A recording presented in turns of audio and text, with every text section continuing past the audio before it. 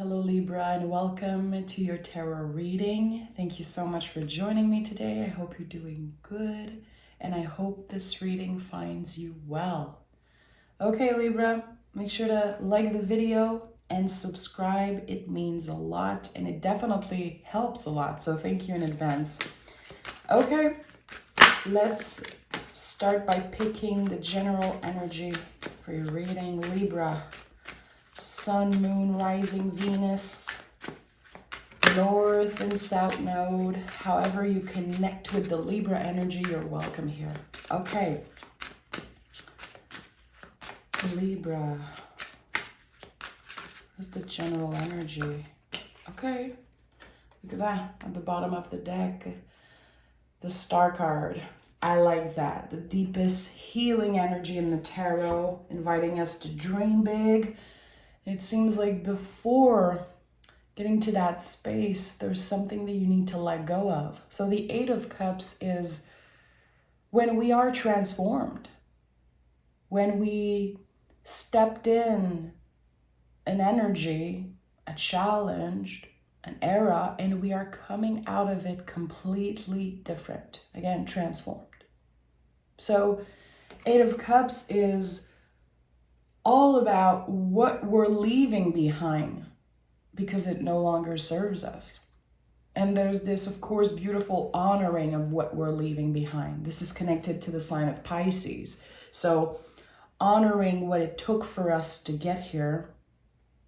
And even if we know in our heart that we're done with someone or done with something, we're still wanting peace for all parties involved. There's this peaceful energy to this. Again, you have transformed. So the things that you wanted in the past, you don't necessarily want them now. And there's a lot of beauty there. There's, again, growth to be celebrated. So let's see what this is all about. I'm excited because, you know, what comes after the Eight of Cups is the Nine of Cups, the Wish card. So whatever you're releasing is making space for something new, something better, something that's more aligned with the future you're trying to create. Let's see what comes through. I'm excited to see what's up with that. First card out, the Judgment card. So this is big, yeah. This is literally a change of direction, a new path that opens up for you. And the thing with the Judgment card is that we don't have any control over the energies. We can only show up as our best self, being mindful, grateful, you know, all the things that we have control over. But the Judgment happens and it's like, okay, here's this new opportunity. Here's this new door, this new era. And it will change the course of your life. And also, this card can often reveal something to us. Something is being revealed and we're like, okay, this kind of changes everything for me. So let's see the cards that are, okay, look at that. High Priestess and the Lovers card. So your reading is just starting, Libra, and there's already 3 major arcana cards, meaning that this is a life-changing time. This is a time that you will remember. So the next 4 to 6 weeks are going to determine a lot for you. And again, there's a lot that you don't have control over. The High Priestess is supporting this idea that I spoke about, you know, in the Judgment card, surrendering to what is. The universe is working right now for you to get somewhere. And with the Lovers card here, this is a path of love, self-love. So whether you are looking to truly love yourself, to truly see the beauty within you, or whether you're looking to find a soulmate or find a job that you truly love, love is going to be really at the center of your world when you take this new path. So what have you been looking for? What makes your heart sing, Libra? And everything is valid. It's valid if you're looking for a soulmate. It's valid if you're looking for self-love. And it's also valid if you're like, I don't know what I want. So again, everyone is welcome here. The High Priestess is so connected to the moon, and the cycles, how our mood changes, how sometimes what we want change. And she's inviting us to embrace that. It's totally fine to not know. In fact, spiritual work is a lot about not knowing and just embracing that. I feel like a lot of people sometimes believe that spiritual workers, tarot readers, psychics, intuitives, we know everything and we're ready for everything. No, it's not true. Most of the work is learning to just be. It's about knowing that whatever waves comes your way, whatever challenge, whatever opportunity, you will know to trust yourself, to trust your intuition. That's what living a soul-led life is. When something shows up, we deal with it, but we're not constantly in the ego or letting our nervous system just obsess over the future and obsess over the past. It's about what is present and dealing with it when it shows up. So here, I feel like, especially with the Lovers card, there's this change in perspective for you. Very interesting. I think the change of perspective really came through in the Leo reading. So if ever you have any Leo placement or you're dealing with a Leo, I'm going to pin in the first comment the Leo reading I did very recently, because there's something here about this change of perspective. Look at that at the bottom of the deck. So first the Star card showed up, and now the Nine of Cups shows up at the bottom of energy. So this is kind of what is potentially going to happen. At the end of the road, you will get to a certain wish, a certain goal, accomplishment, a feeling of accomplishment. But the road to get there is a very wavy, up and down, spiralic one. Okay, Knight of Pentacles. The Temperance card is at the heart of this reading, which I'm not surprised. So let's start with that. So Knight of Pentacles is how we show up in the world, how we move in the world. Being careful, present, mindful. Again, this is exactly what I said. So have you been obsessing over what's going to happen in the future? And a lot of people who watch tarot are in that headspace, wanting to know, pushing to know, to get the answers. And most of the time, this is to flatter your ego in a way. And I'm not saying you, I'm saying in general, people who watch tarot reading. But if this isn't your first time here, you know the type of reading I do. I'm very focused on the present moment. And the Knight of Pentacles, for anyone who does tarot, uses tarot in their own practice or read for other people, this card always invites us to come back to the present moment. Okay, how are you making sure that your actions are supporting a bigger goal? Are you listening to your body? Are you treating others the way you want to be treated? And those are all quote unquote basic things. It's the root of just, being a good person. And I'm putting quotes here because, this is like a general thing. But the things you have control over, how are you showing up for that? And the Temperance card is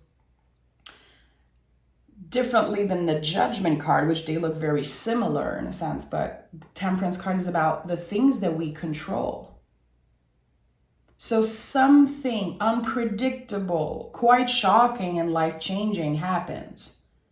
It seems like it's very positive. It is reconnecting you with your intuition, reconnecting you with the soulmate in the mirror. And then you have all the control to make something happen. You are the alchemist. This card is at the center of your reading, at the heart of your reading. So the Temperance card is choosing to get vulnerable, choosing to be mindful, focusing on the mind, body, soul. And this is connected to the sign of Sagittarius. So we're talking about the symbol of the arrow, embodying the arrow. So sometimes you might feel stuck with the Knight of Pentacles, like, wow, things are not really moving. I'm not sure people are noticing the changes happening within me. I'm not sure if I'm optimistic about the future. I feel stuck. I feel like, again, nothing's happening. And the Temperance card is confirming, no, things are moving very fast. You are the arrow. Things are changing very rapidly. Energies are shifting. Opportunities are showing up.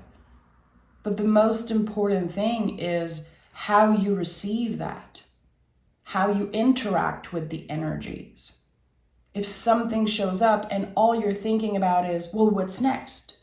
Okay, this goal, now I'm good with that. What's next? I need to know. If only I knew exactly what would happen in the future, I could just chill a little bit. No, you need to learn to chill and again, be present even when you have no idea what the future holds. And in my opinion, this is one of the biggest teachings of the cards, of the tarot. They bring us back, in the present moment. Look at that, 7 of Pentacles is here. So 7s in the tarot are all about what I just mentioned. If only I knew. If only I knew that I will find love in a couple of years. If only I knew that I would be okay financially in the future. There's no way you can know for sure. No psychic in the world is able to predict something perfectly because the future isn't fixed. Because we all have control of our own actions, and sometimes people, they don't use that control in a good way, you know?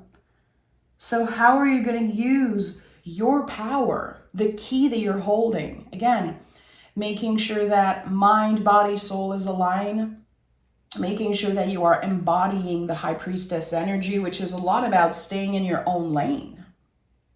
I've talked a lot about that recently, which I think is a good thing to share when I'm feeling anxious. And in the past, I used to have a lot of panic attacks. I don't have them anymore, but I used to. And I would picture myself as the High Priestess and imagining the 2 pillars next to me, protecting me. And I would say, stay in your own lane. Don't compare. And it's great because the pillars are protecting you, but they're not walls. You can see clearly around you. You can see the past, you can see in front, you can see everything. You're clear, but you are protected. You are staying in your own lane, focusing on your own paper, focusing on your own magic instead of comparing and letting external energies influence how you treat yourself and influence how you experience life. And today, especially with technology, social media, we are always impacted by that. I'm not on social media anymore. You know, of course I work on YouTube, but I don't have Instagram or stuff like that. And I remember I used to wake up, scroll on Instagram, and I would see this one thing that would trigger me, and I would compare myself. And it would impact the rest of my day. It would plant a seed of doubt. Here, there's no space for seeds of doubt to be planted. Again, staying in your own lane and focusing on your own journey. And when we're truly focused on our own journey, we don't have time to critique others. So whoever is critiquing you, whoever is making you feel like you're not good enough, you're not doing enough, or they're better than you, trust me, they're not focusing on their own journey if they're comparing themselves to you, or if they are making sure that, you know, they prove to everyone that they have their shit together. Constantly posting online, constantly wanting to prove themselves. It's important that we remember this is all an illusion. So anyway, thank you for listening to my TED Talk. I think that, you know, it's important to share the messages that are coming through and to really take my time with the readings. So 4 of Cups is here. You don't have to welcome all the energy that is showing up. 4 of Cups is about saying no. It's an empowered no. All the fours in the tarot are connected to boundaries. Here we're talking about emotional boundaries. I've heard so many people in the past say, when they see the Four of Cups, well, you're not seeing what's in front of you. No, I can see. I can see what's in front of me. I'm not an idiot. I am choosing to say no because I'm focused on the 3 cups that are standing here. I'm already dealing with so much emotionally that I'm going to have to say no to this. So yeah, what can happen? The fear of missing out, FOMO. Okay, but if I say no to this, am I missing an opportunity here? Am I going to be rejected? Is it a bad idea? It's always a good idea to listen. When your intuition says this is a no, it's a no. Just, in anything that you do. You watch a tarot reading and you're like, no, this is not my story. Well, it isn't. You are intuitive. Everyone is intuitive. So if this doesn't feel like a gentle invitation or like something that supports you, it's a no. Same as if someone invites you somewhere and your brain is like, okay, this is good. Your ego is like, yeah, you have to say yes. You have to be the yes man. You have to be the person that always shows up. But you can feel that there's a pull towards a no, but you're not honoring that. Something here is a clear no for you. And maybe you've been adjusting, maybe you've been trying to please people and be that yes person. Maybe this is something that people value you for. You feel value for being the person that always says yes, and you don't have to be that person. And the 6 of Wands and the Queen of Cups are here.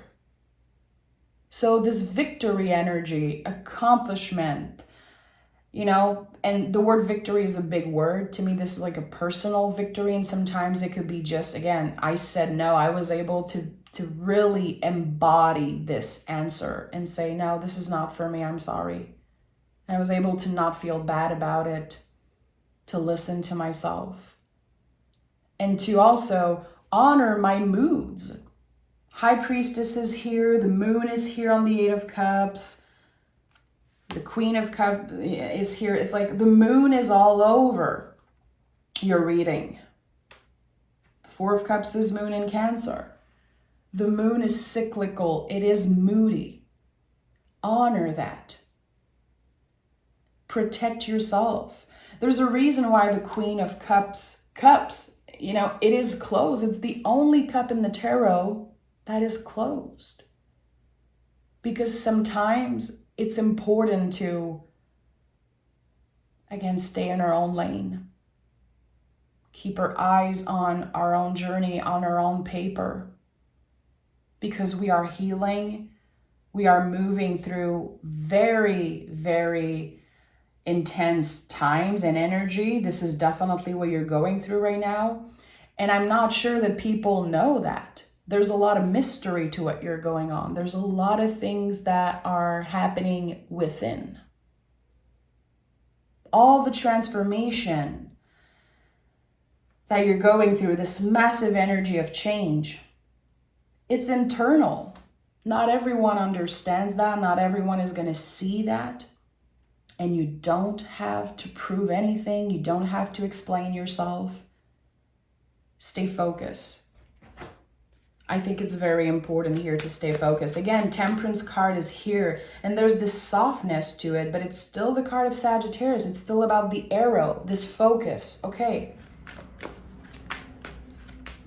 Let's see what the Hermetic Tarot wants to say. Very interesting reading. Libra. What do we need to know? 1, 5 of Cups.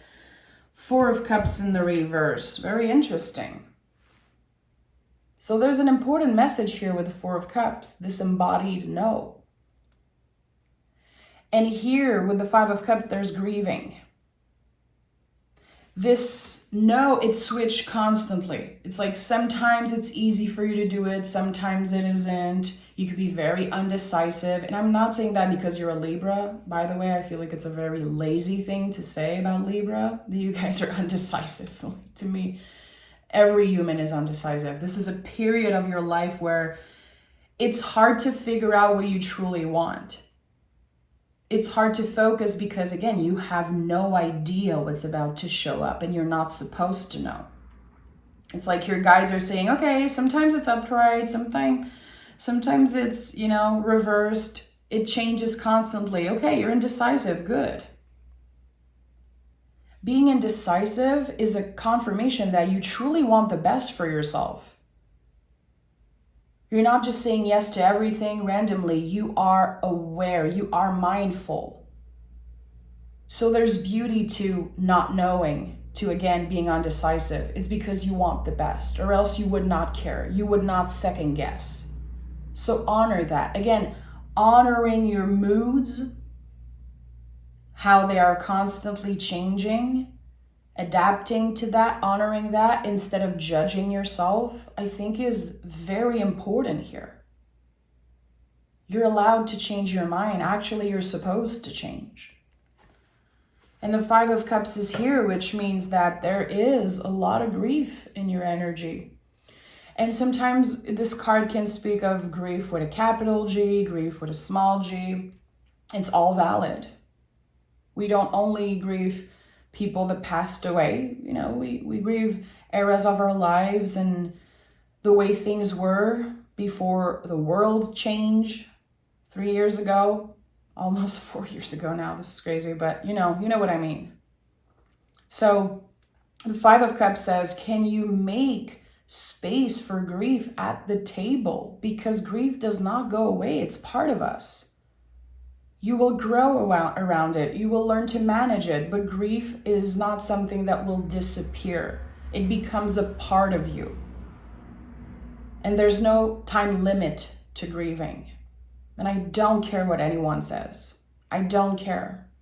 Because there's very, very old beliefs that says that there's a certain time limit to grieving. And that is the biggest bullshit I've ever heard in my life. And I'm sorry if that offends you, but I think that we need to be kinder to ourselves. We need to show ourselves more grace, more love. You cannot miraculously forget about something that is not in your life anymore and has left a huge mark, has literally left kind of a hole in your life in a sense. So honoring grief, honoring that some days it's going to hit you like a ton of brick. It's going to feel weird. It's not because you're not healing. It's not because you're not doing the work. Again, be careful how you judge yourself. This inner critique, it's constantly there. And it's important that we remember that everything we tell ourselves, the brain packs up. It keeps. Everything you hear in your life, it can come from a movie, a podcast, a tarot reading, a conversation. It could be someone that bullied you when you were younger. And all the things that you tell yourself, they're all the same to your brain. It's all recording on a big tape. And for the rest of your life, it's playing over and over and over again. And this is how the brain works. And it's very messed up that the brain works that way. I wish we could just, have a little refresh once in a while, but we cannot. So since we cannot control how other people treat us, we can control the things that we decide to watch, listen to, and also how we speak to ourselves. And this is a practice. You cannot just ignore the inner critic and snap your fingers and become the nicest person and, always being nice to yourself and compassionate with yourself. It's not how it works. It's a practice, just like gratitude. If you keep showing up constantly If you keep repeating a certain word, it works like a spell. Words are spells. If you want love in your life, talk about love. Don't be ashamed. Embrace that, honor that. I'm looking for love. I'm looking for self-love. I want more money. I want more abundance. Be confident. Confident is your key to succeeding here in this new path. Being confident. We have the Death card and the Devil card. Fabulous. Two other major arcana cards. So again, this next 4 to 6 weeks is definitely life-changing in some way. And life-changing seems big when I say that. Everything is life-changing. Little moments of synchronicities, a moment you said no to something, a moment you said yes to something. Everything can change your life. But this is energy that you will remember, is what I'm trying to say. So the Death card is the biggest transformation in the tarot. It's not an ending, it's a new beginning. It is whatever you have been releasing, whatever you said goodbye to, it made space for newness. And the Death card is the period before we really take a leap of faith. We really step into a new beginning. It's when nature is changing. Something is laying on the compost pile and it's transforming. When I see the Death card, I think a lot about, when fall is here and there's leaves everywhere and the seasons start changing, and sometimes we cannot even believe that in a couple months there's going to be flowers and there's going to be, beautiful colors. It's hard to imagine, but nature's always does its thing. There's this natural movement to the Death card. It's like trust. Everything is going to flow. It doesn't mean that it's going to be comfortable or pretty, but it's going to lead you where you're supposed to go. The seasons are going to change. You're going to change, and new beginnings are going to show up. And the Devil card is here, which the Devil card is not evil. It is one of the most fabulous cards in the tarot. The Devil card invites us to remember that pleasure is our birthright. We're allowed to have fun. We're allowed to indulge in things as long as those things are not keeping us bound to something toxic or negative or the past, especially. So this is the card of Capricorn. We're talking about working step by step, one day at a time to achieve a goal. And when we get to that goal, to treat ourselves, to enjoy, again, pleasure, we deserve it. It's not a bad thing to want pleasure. So I feel like the Devil card is inviting us to, cut the chain of shame. Cut the shame of doubt when it comes to, well, do I really deserve that? Am I being too much here? Do I even have the right to celebrate? So letting go of comparison and really embracing all parts of yourself. And also, this is earth energy. So I'm glad that, and of course, I'm going to pick oracle cards, but I'm glad that this is the last tarot card I'm picking for you. It confirms that you're grounded, that you're aware of what's happening. So good. Again, maybe in the past, you were very much obsessed with the coulda, shoulda, woulda, and I wish things were different in the past, and if only I never let this person hurt me, if only I was able to do this and that. I feel like in the past you were very, very bound to those negative thoughts, those old beliefs about yourself.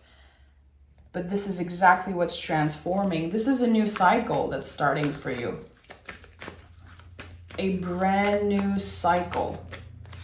And we have a fiery climax approaches. So yeah, this is it. This is the liminal space, the in-between. where you don't know what's about to happen. You might have no idea what this fiery climax is all about. Let yourself be surprised.